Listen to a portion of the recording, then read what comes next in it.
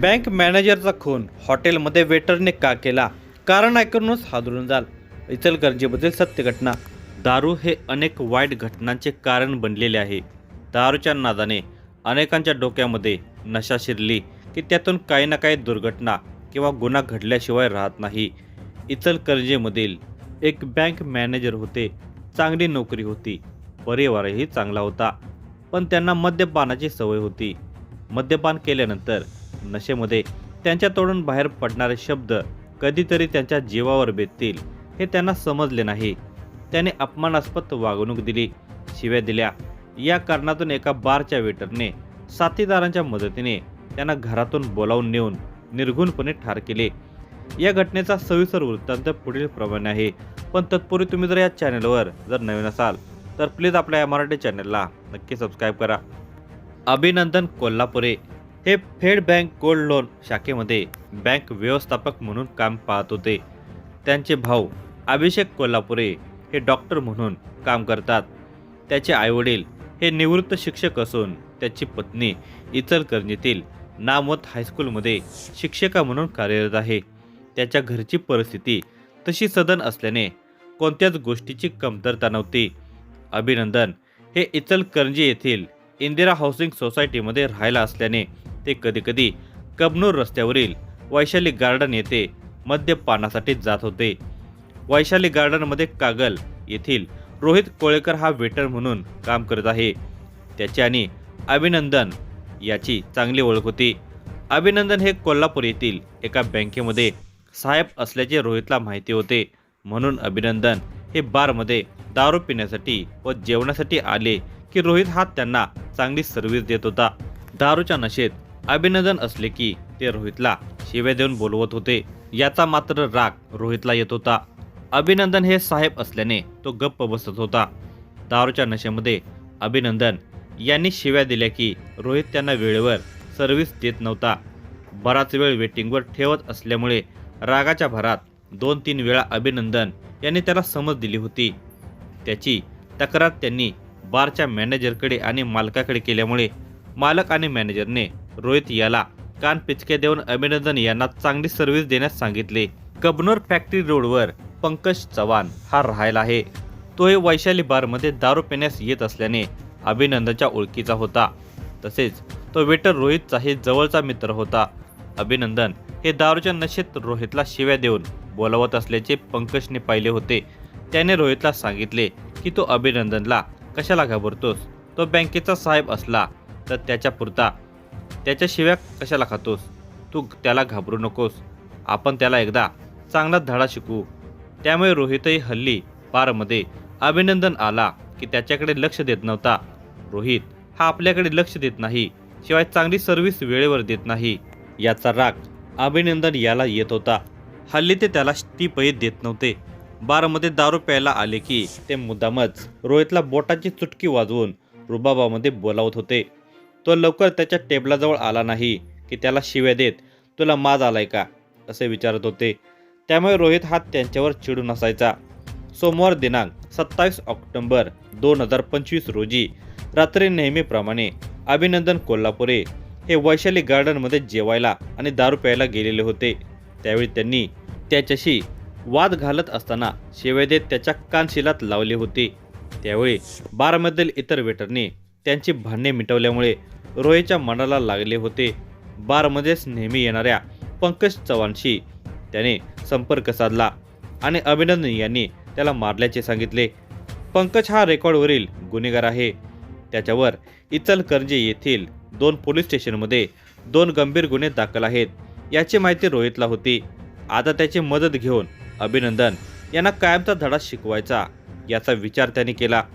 पंकजने इचलकरंजी येथील लालनगर परिसरामध्ये राहत असलेले आपले मित्र विशाल लोंढे आणि आदित्य पवार यांच्याशी संपर्क करत त्यांना कबनूरला बोलावून घेतले. त्यांना हे आता एकाची गेम करायची असून तुम्ही मदत करा असे सांगितले.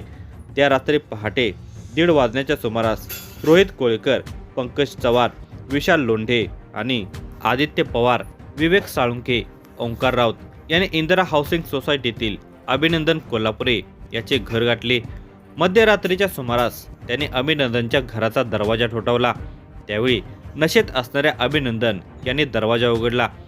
समोर उभ्या असलेल्या पंकज आणि रोहित यांना बघून काय काम आहे, एवढ्या रात्री तुम्ही माझ्या घरी का आलात, असे विचारले.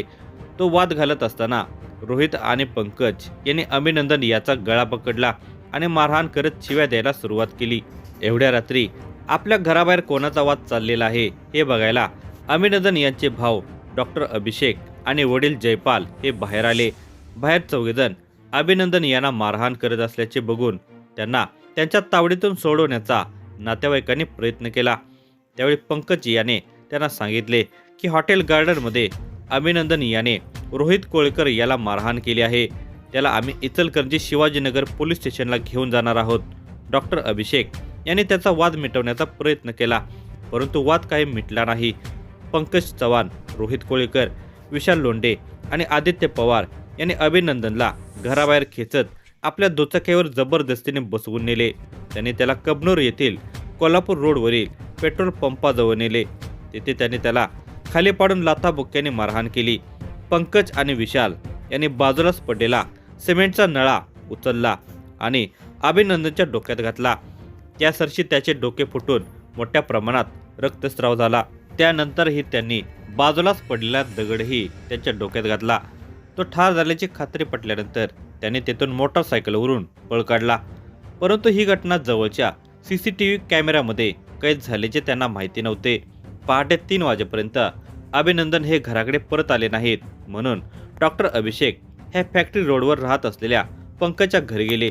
त्यावेळी त्यांनी पंकजचा भाऊ सूरज चव्हाण यांना घडलेली माहिती सांगितली. सूरजने भाऊ पंकजला फोन लावला असता त्याने आपण रोळे फाटा येथे असल्याचे सांगितले. डॉक्टर अभिषेक यांना शंका आल्याने त्यांनी सूरजला बरोबर घेऊन अभिनंदनचा शोध घ्यायला सुरुवात केली. त्यावेळी पेट्रोल पंपाजवळील रस्त्यावर अभिनंदनचा रक्ताच्या थराळ्यामध्ये पडलेला मृतदेह दिसला. त्यांनी या घटनेची माहिती इचलकरंजी येथील शिवाजीनगर पोलीस स्टेशनला दिली. शिवाजीनगर पोलीस स्टेशनचे पोलीस निरीक्षक शिवाजी गायकवाड, सहाय्यक पोलीस निरीक्षक शरद वायदंडे, स्थानिक गुन्हे शाखेचे पोलीस निरीक्षक रवींद्र कळमकर यांनी भेट देऊन या घटनेची माहिती घेतली. घटनास्थळाचा पंचनामा करून मृतदेह इचलकरंजी येथील इंदिरा गांधी सरकारी रुग्णालयात शवविच्छेदनासाठी पाठवून दिला. घटनास्थळावरील पेट्रोल पंपावरील CCTV कॅमेऱ्याचे फुटेज तपासले असता त्या फुटेजमध्ये काही तरुण अभिनंदन याला मारहाण करत असल्याचे दिसून येत होते. या घटनेचा तपास शिवाजीनगर पोलिसांबरोबर स्थानिक गुन्हे शाखेचे पोलीस करत होते. या घटनेची माहिती पोलिसांना डॉक्टर अभिषेक कोल्हापुरे यांनी देऊन यातील संशयित आरोपींची नावे पोलिसांना सांगितली होती. त्यानुसार स्थानिक गुन्हे शाखेचे पोलीस संशयित आरोपीच्या मागावर होते. स्थानिक गुन्हे शाखेच्या पथकाला या घटनेतील संशयित आरोपी हे मंगळवार दिनांक 28 ऑक्टोबर रोजी दुपारी 3 वाजण्याच्या सुमारास जयसिंगपूर कोल्हापूर रोडवरील चौंडेश्वरी फाट्यावर येणार असल्याची माहिती मिळाली. तेथे सापा लावून या घटनेतील संशयितांना ताब्यात घेऊन त्यांना शिवाजीनगर पोलिसांच्या ताब्यात देण्यात आल्यावर त्यांच्याकडे या घटनेची चौकशी पोलिसांनी केली असता त्यांनी घडलेली घटना पोलिसांना सांगून गुन्हा कबूल केला. या घटनेची लेखी फिर्याद अभिषेक कोल्हापुरे यांनी शिवाजीनगर पोलीस ठाण्यामध्ये दिली. त्यानुसार पोलिसांनी अभिनंदन जयपाल कोल्हापुरे वय वर्ष 44 यांच्या खून प्रकरणी रोहित जगन्नाथ कोळेकर वय वर्ष 24, पंकज संजय चव्हाण वय वर्ष 27, विशाल राजू लोंढे वय वर्ष 31, आदित्य संजय पवार वय वर्ष 21, विवेक साळुंखे वय वर्ष 25 आणि ओंकार राऊत वय वर्ष 24 यांच्या विरोधात भारतीय न्याय संहिता कलम 101 प्रमाणे गुन्हा दाखल करण्यात आला. पोलीस कोठडी दरम्यान पोलिसांनी त्यांच्याकडून गुन्ह्यात वापरलेला सिमेंटचा नळा, दगड आणि गुन्ह्यात वापरलेली मोटारसायकल जप्त केली. या घटनेचा तपास स्थानिक गुन्हे शाखेचे पोलीस निरीक्षक रवींद्र कळमकर यांच्या मार्गदर्शनाखाली पोलीस उपनिरीक्षक शेष मोरे, अतिश मेत्रे, महेश खोत, महेश पाटील, अनिल जाधव, सागर चौगुले यांनी करून संशयितांना या घटनेनंतर काही तासातच ताब्यात घेतले.